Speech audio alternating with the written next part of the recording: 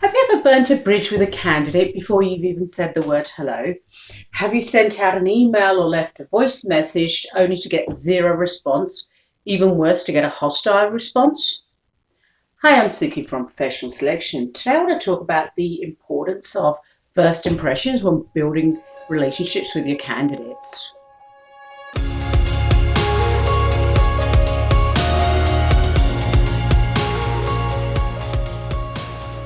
So, why should a candidate work with a recruiter as opposed to applying directly for their next opportunity? Truth of the matter is, they don't have to work with recruiters. Now, you could argue on retained search, that's different. Yes, I agree. But for the most part, I'm talking contingency here. Candidates have choices. It's a candidate-driven market. They can choose which recruiter they go through if they go through a recruiter. So they could go through a recruiter, but use your competitor. Apply directly which companies they want to work for, or they stay where they are. So you need to ensure that you have a real solid process in place to be the recruiter of choice when it comes to your candidates. How do you do that? Well, most people think that candidate relationship starts at that initial stage. No, it doesn't. That's not where it starts. It starts with your client. So you have to have a process in place where you're onboarding the client correctly in order to build a relationship with your candidate. You do not want to go to your candidate with information that is incorrect or lack of information. When you're approaching your candidate needs to have enough information to make an informed decision whether he or she continues the conversation. So as I said, that is all in your onboarding process.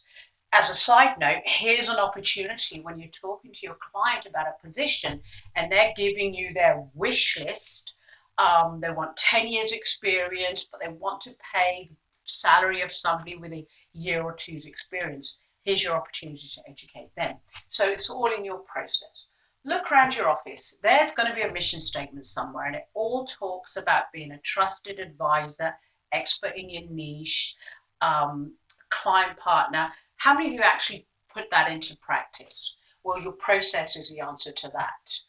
So you have to do your homework. You have to research the position the client has given you. Are there people in the market that can do that role? If not, again, you're going back to your client to talk further, but you've got to discuss the role with your team. What blind spots did you have whilst you're onboarding that role? Because again, you can go back to your client and get clarification. You have to know the role you're recruiting for, the company you're recruiting for inside out before you approach your candidate.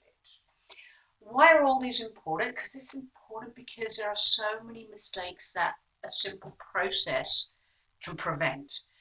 How often do you read on LinkedIn candidates talking about recruiters reaching out to them? Completely wrong sector, wrong functionality, wrong location. Actually, talking of wrong location, and this is a true story, no word of a lie, we were working with a client last year who picked up a contract which needed 400 temporary workers. By the time they'd onboarded 150 of those workers, they realised that they had the wrong location.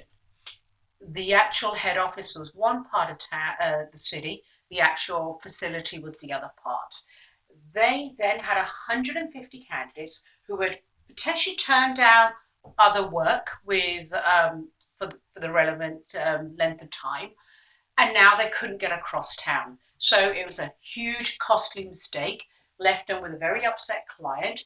But there's 150 temporary workers that now have no work. So process is so critical. Get your process your process has to be doing your homework, being proactive. That's when you avoid the mistakes. So what am I saying? I'm saying find, engage, and place your talent. In order to do that, you must understand, first of all, why candidates going to use you as opposed to all their other options. Your process. Have you got a robust process in place which will prevent some of these mistakes? And have you done your homework? Have you done your homework on the company, the market, and so forth? You won't avoid every single mistake on the planet, but you'll avoid the common mistakes. Anyhow, I'm sure there's many other opinions and comments. Would love to hear them. Feel free to leave your comments below. Thanks for listening.